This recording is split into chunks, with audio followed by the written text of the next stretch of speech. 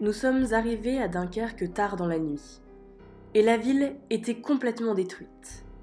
Le tremblement de terre qui avait secoué le pays avait déjà ravagé la ville et avait ensuite entraîné des vagues énormes qui s'étaient brisées contre les quartiers qui bordaient la mer.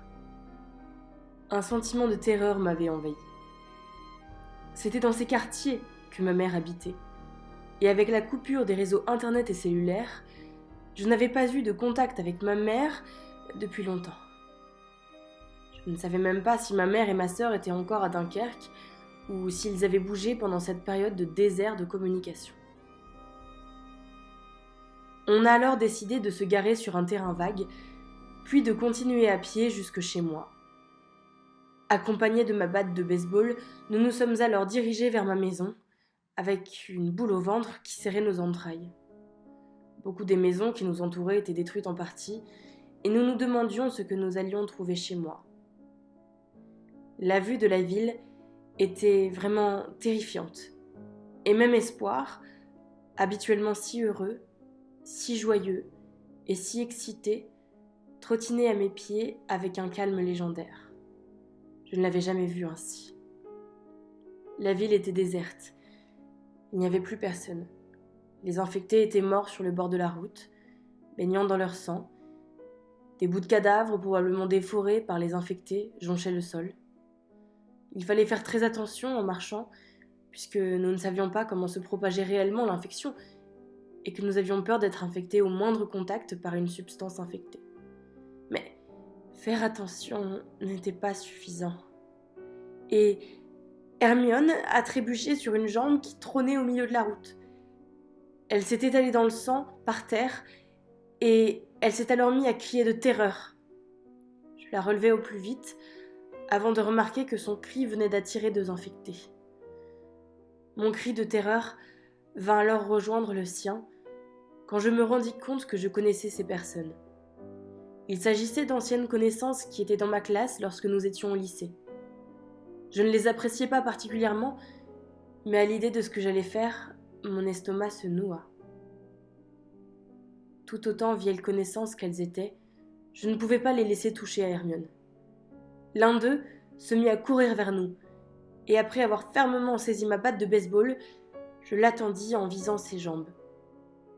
Lorsqu'il fut à portée, j'ai asséné un grand coup de batte au niveau des genoux, et le bruit qui s'ensuivit faillit me faire rendre le peu que j'avais réussi à avaler. Les articulations de ses genoux étaient retournées, et il rampait désormais, insensible à la douleur.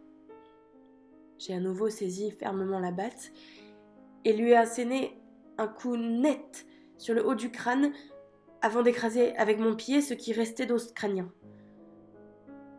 L'autre infecté était beaucoup plus lent et marchait. On n'aurait même pas dit qu'il était agressif, jusqu'à ce qu'il se mette à bondir et ouvrir grand la mâchoire dans une envie irrépressible de nous mordre. C'est dans cette mâchoire grande ouverte qu'est venue se loger ma batte cette fois-ci. Un seul coup a suivi pour que la chose s'écroule et ne bouge plus. J'ai alors saisi Hermione par la main et nous nous sommes mis à courir dans l'espoir de s'éloigner au maximum de ce qu'il venait de se passer. Et puis, on est arrivé devant chez moi, et ça a été le choc. De ma maison, il ne restait que des ruines, et rien d'autre.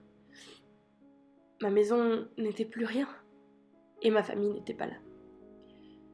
Je ne savais pas si ma mère et ma sœur avaient réussi à s'échapper ou si elles étaient sous les décombres. Le peu de mon monde qui tenait encore debout venait de s'écrouler devant mes yeux. Je tremblais de terreur. Je sentais de la fièvre me monter à la tête. L'avouer est une faiblesse, mais ne pas le dire serait omettre ce qu'il s'est passé. J'ai mis mes mains dans les décombres et j'ai cherché, gratté, frotté. Mes mains étaient douloureuses et ensanglantées à cause des débris, mais je fouillais sans cesse avec une frénésie incontrôlable. Je pleurais et criais en même temps. Le monde me paraissait insensé. Je réalisais alors ce qu'il se passait autour de moi et ô combien rien ne pourrait jamais redevenir comme avant. Hermione était terrifiée par moi, et elle s'était mise dans un coin du jardin et faisait le moins de bruit possible. Elle avait peur, mais elle comprenait. Elle savait que ce n'était pas moi qu'elle voyait devant ses yeux, mais un être possédé par la terreur, la tristesse et l'angoisse. Je soulevais les pierres et les gravats et les jetais à l'autre bout du terrain. Il fallait absolument que je me fraye un chemin parmi ces décombres, que je sache si ma mère et ma sœur avaient pu fuir. Et puis, de l'autre côté des ruines, j'ai entendu un aboiement familier et rassurant. En manquant de me casser la figure ainsi qu'une cheville, j'ai sauté au-dessus des gravats et j'ai couru sur les ruines de la maison pour arriver de l'autre côté. Et j'ai aperçu la porte de ma cave, celle qui permettait d'accéder de l'extérieur de la maison. J'ai dégagé les débris qui étaient devant la porte et j'ai enfoncé avec un énorme coup de pied. La lumière de l'extérieur a pénétré dans la cave et mon cœur s'est arrêté. Mon deuxième chien, Isaac, était allongé sur le sol et semblait épuisé et affamé, et au fond de la pièce, il y avait 2 corps. Et ils étaient immobiles et enlacés, et aucun d'eux ne semblait respirer.